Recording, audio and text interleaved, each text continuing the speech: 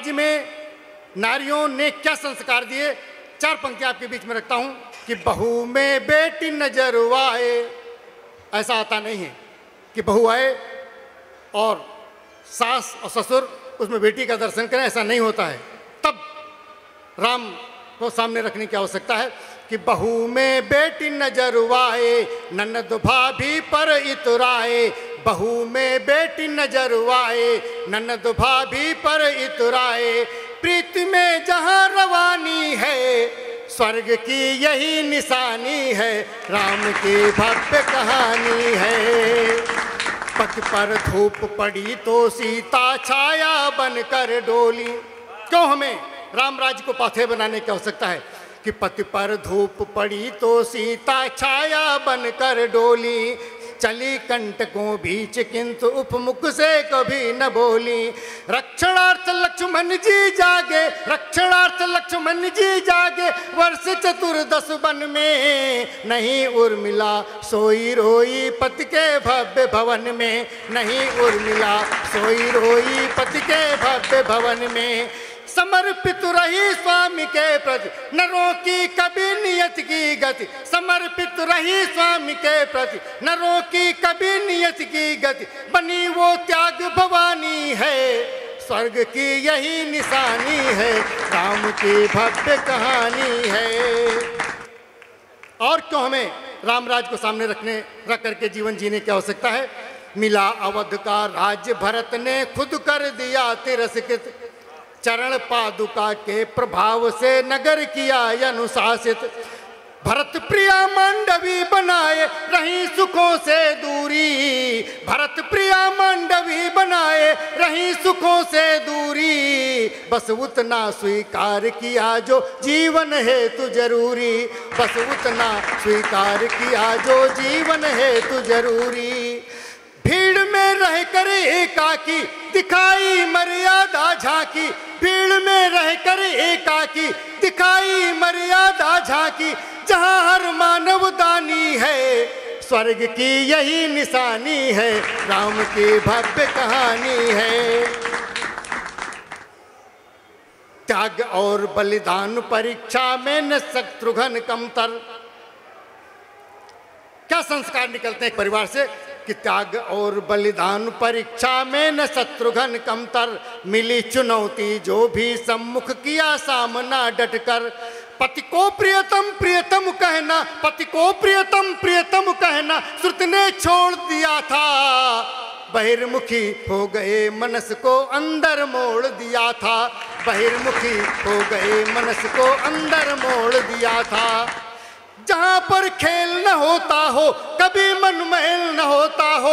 जहाँ पर खेल न होता हो कभी मन महल न होता हो। वहीं पर लक्ष्मी यानी है, राम की यही निशानी है, स्वर्ग की भव्य कहानी है। बहू में बेटी नजर आए, ननद भाभी पर इतराए। प्रीति में जहाँ रवानी है, स्वर्ग की यही निशानी है, राम की भव्य कहानी है। ये संस्कार रामराज से मिलते हैं। तब हाजी वारी सलसान जी ने रब को राम के बराबर बताया कि यहाँ पर रब के भी बताए गए पद चिन्हों पर चलने की आवश्यकता है और राम के द्वारा दिखाए गए रास्ते पर भी चलने की आवश्यकता है। कि कृष्ण की बांसुरी जैसा गला ईश्वर ही देता है। अभी आप कृष्ण की चर्चा कर रहे थे कि कृष्ण की बांसुरी जैसा गला ईश्वर ही देता है। मोहनी चाल चलने की कला ईश्वर ही देता है। कृष्ण की बांसुरी जैसा गला ईश्वर ही देता है। मोहनी चाल चलने की कला ईश्वर ही देता है। भले ही सीख ले कोई जबरदस्ती की तुकबंदी, भले ही सीख ले कोई जबरदस्ती की तुकबंदी, मगर भावों की सुंदर श्रृंखला ईश्वर ही देता है। मगर भावों की सुंदर श्रृंखला ईश्वर ही देता है। एक बार जोरदार तालियां विष्णु सक्सेना जी के लिए हो जाए। कि मैं जब भी आता हूँ प्रतिवर्ष एक नई रचना लेकर के आता हूँ और कोई रचना को संदेश दे करके जाए, वो रचना मैं आपके बीच में चुन करके लाया हूँ, वो रखने की कोशिश करता हूँ। रचना केवल इतनी सी भूमिका है। इस समय हम लोग आज़ादी का अमृत महोत्सव मना रहे हैं। 1857 से लेकर 1947 के शहीदों को हम नमन कर रहे हैं। और ये भी हम लोग जानते हैं कि सबसे पहले तिरंगा झंडा 1947 में फहराया गया। मैं उस व्यक्तित्व को आपके बीच में कविता के माध्यम से परोसना चाहता हूँ, जिस व्यक्तित्व ने 1947 से पहले 1943 में तिरंगा झंडा फहरा दिया था। कहाँ का झंडा फहराया था, लेकिन आज़ादी के 78 वर्षों में उस व्यक्तित्व की चर्चा तो हुई, लेकिन जैसी चर्चा होनी चाहिए थी, जितनी अपेक्षित चर्चा होनी चाहिए थी, नहीं हुई। तब उस व्यक्तित्व को मैं नमन करना चाहता हूँ, और उस व्यक्तित्व का नाम होता है जिसने ये महसूस किया कि 1943 में तिरंगा झंडा फहरा करके देश को आज़ाद कराया जा सकता है, और आज़ाद कराने का उसने विजय अभियान शुरू कर दिया। वाह। बाहर से हिंदुस्तान में अगर नहीं सहयोग मिला तो उसने हिंदुस्तान से बाहर जा करके एक फौज तैयार की और ब्रिटिश हुकूमत पर हमला बोल दिया, और कई जगहों पर तिरंगा झंडा फहराया।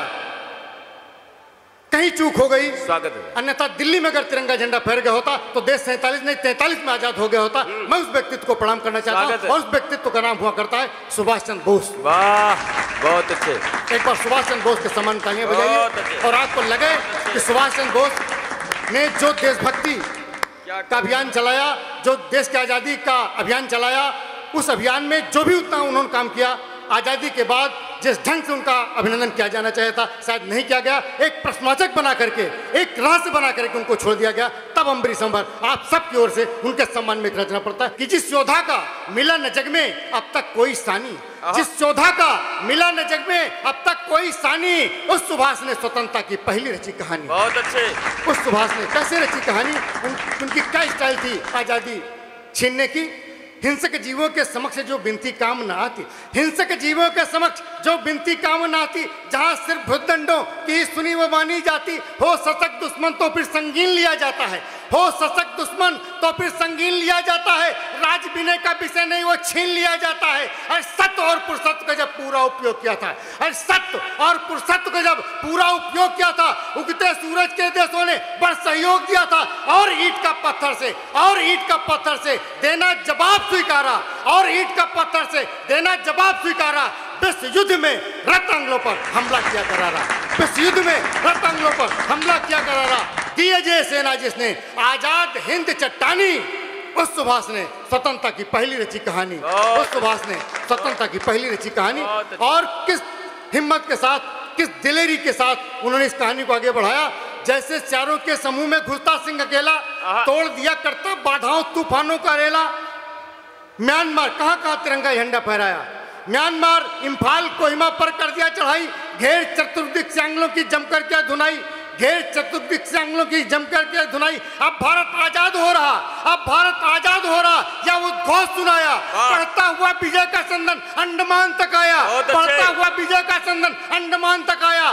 31/10/43 को, 31 अक्टूबर को जब ली लगाम सरकारी, 31/10/43 को जब ली लगाम सरकारी, तब लंदन को लगा कि भारत हुआ हम पर भारी, तब लंदन को लगा कि भारत हुआ हम पर भारी। हिटलर को भी जिसके सम्मुख, हिटलर को भी जिसके सम्मुख, हिटलर को भी जिसके सम्मुख आंखें पड़ी झुकानी, उस सुभाष ने स्वतंत्रता की पहली रची कहानी, उस सुभाष ने स्वतंत्रता की पहली रची कहानी। और कहते हैं सुभाष चंद्र बोस जब भाषण करते थे, आम पब्लिक उबाल में आ जाती थी, नवयुवक उछलने लगते थे, नवयुवकों को फांसी का फंदा खेल लगने लगता, तो कहते थे भाषण के राशन से कुछ भी हाथ नहीं आएगा। वाह, कि भाषण के राशन से कुछ भी हाथ नहीं आएगा, जो पुरुषार्थ करोगे भूपर वही साथ जाएगा। अरे भाषण के राशन से कुछ भी हाथ नहीं आएगा, जो पुरुषार्थ करोगे भूपर वही साथ जाएगा। मुझे खून दो आजादी दूं, युवकों को ललकारा। अरे मुझे खून दो आजादी दूं, युवकों को ललकारा।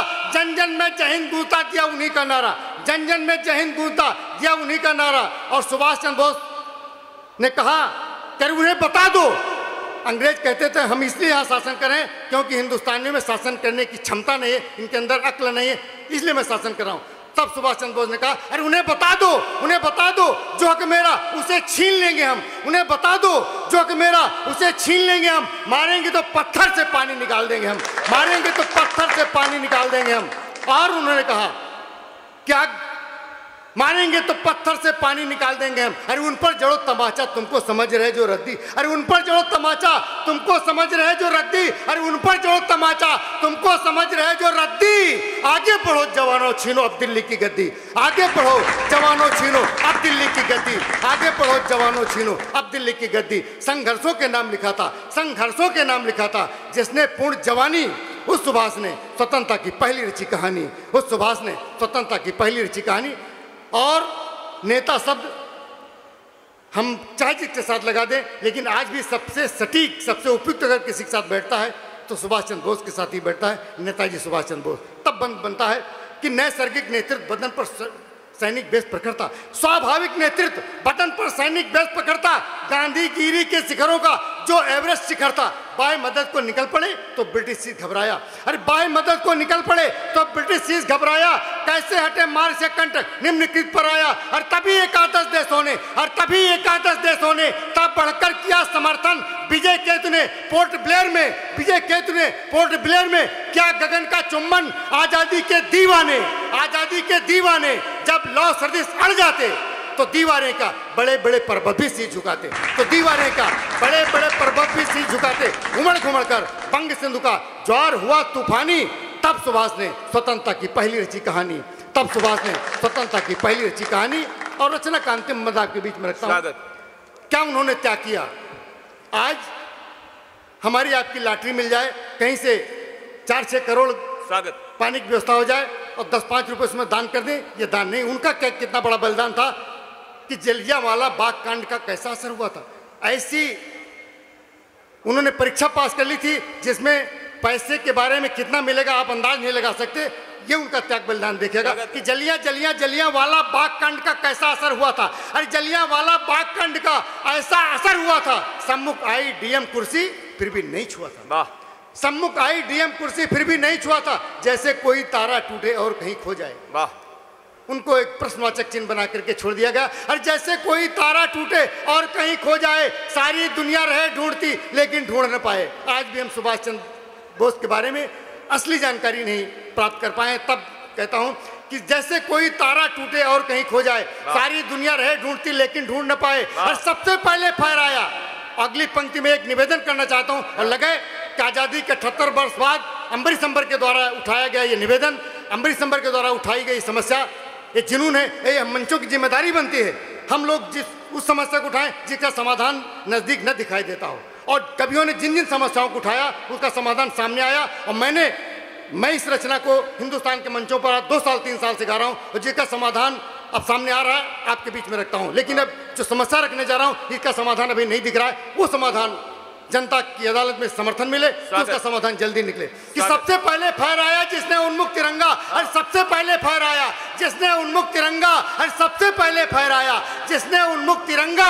अभी अस्थियां पहुंच न पाई उसकी पावन गंगा, अभी अस्थियां पहुंच न पाई उसकी पावन गंगा। क्या आजादी के 78 वर्ष बाद भी सुभाष चंद्र बोस की अस्थियां जो जापान के रैंको जी मंदिर में सुरक्षित हैं, क्या नहीं मंगाई जानी चाहिए। मेरी अपील है कि उनकी अस्थियों को मुंगा करके उनका विसर्जन न केवल हिमश्रृंगों पर, न केवल महासागरों में, बल्कि गांव-गांव में जो अमृत सरोवर बनाए गए हैं उनमें उनका विसर्जन किया जाए। उनकी देशभक्ति कवियों के माध्यम से गांव-गांव तक पहुंचाई जाए। ये मेरी अपील है कि सबसे पहले फहराया जिसने उन्मुक्त तिरंगा, सबसे पहले फहराया जिसने उन्मुक्त तिरंगा। अभी अस्थियां पहुंच न पाई उसकी पावन गंगा। फिर भी हर भारतवासी के दिल में वे रहते हैं, फिर भी हर भारतवासी के दिल में, भले सरकार उनका सम्मान न करे लेकिन जनता ने सुभाष चंद्र बोस का सम्मान किया।